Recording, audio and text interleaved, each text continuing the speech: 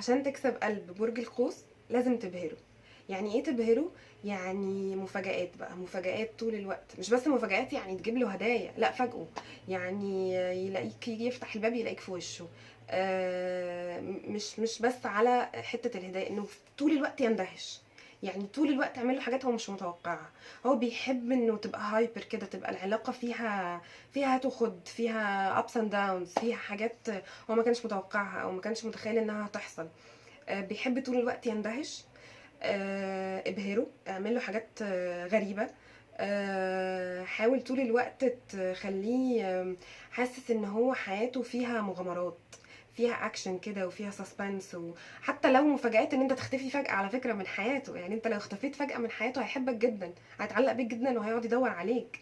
فمش شرط خالص المفاجآت في انك تظهر او انك تيجي او انك تبقى موجود، لا حتى ممكن يبقى في انك تبقى بتختفي.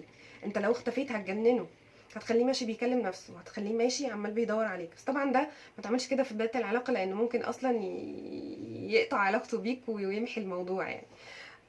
لو كان في الاول، لو كان لسه شويه ما تعلقش بيك، لكن ممكن قدام شويه في العلاقه طريقه حلوه جدا تخليه ما يعرفش ينام. يعني طريقه تخليه ما يعرفش ينام بجد، هو انك فجاه تختفي. ده بينفع مع كل الناس في العموم، بس في الخصوص بينفع جدا مع برج القوس. لو بقى خلاص انت مش عايز تختفي، في طرق تانية كتير تقدر بيها تبهره. الفكرة بس ان انت تكون متجدد طول الوقت، ان انت تكون هايبر قوي، دايس معاه في اي حاجة، يلا نسافر، يلا يلا نروح، يلا. تبقى شبهه يعني، وتبقى فرفوش مش نكدي. لازم تبقى فرفوش. برج القوس ما بيحبش ابدا النكد. فلو كنت نكدي يبقى شوف لك برج تاني، عشان العلاقة مش هتنفع خالص.